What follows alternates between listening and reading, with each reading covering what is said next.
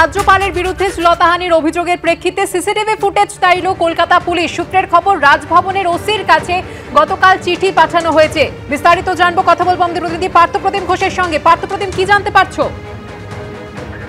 তুমি জানো ইতিমধ্যেই যে রাজ্যপালের বিরুদ্ধে যে শ্লীলতাহানির মধ্যে যে গুরুতর একটা অভিযোগ এনেছেন অভিযোগকারী, এবং সেই অভিযোগের পরিপ্রেক্ষিতে রাজ্যপালের তরফ থেকে একটা স্পেশাল এনকোয়ারি যেটা টিম সেটা ফর্ম করা হয়েছে।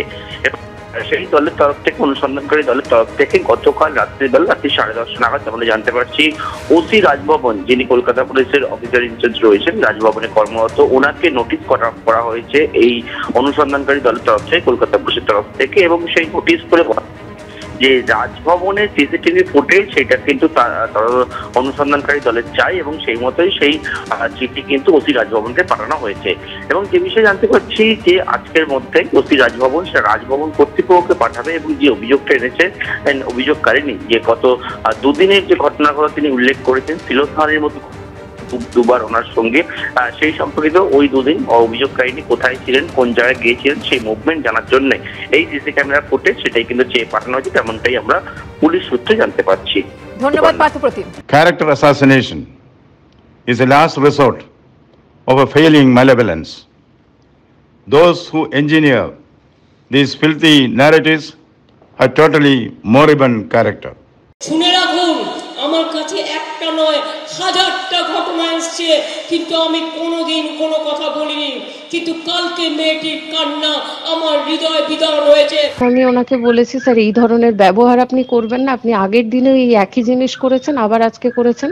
তখন উনি বলছেন, এটা কি তুমি পছন্দ করছো না, কি অসুবিধে, আমি তোমার জন্য কিছু করব, তুমি তার জন্য এইটুকু আমার জন্য করো। I have information, this is very important. Now I have information, my very dear friends, that a more sinister plot has been hatched in the Raj Bhavan. We know the characters chosen for this. Beware. I tell the political party that is plotting against me, hey Lodai, Ami Lodbo, hey Lodai, Ami Lodbo. গতকালও একটা ছোট্ট মেয়ে রাজভবনে চাকরি করত বিবিএক্সে,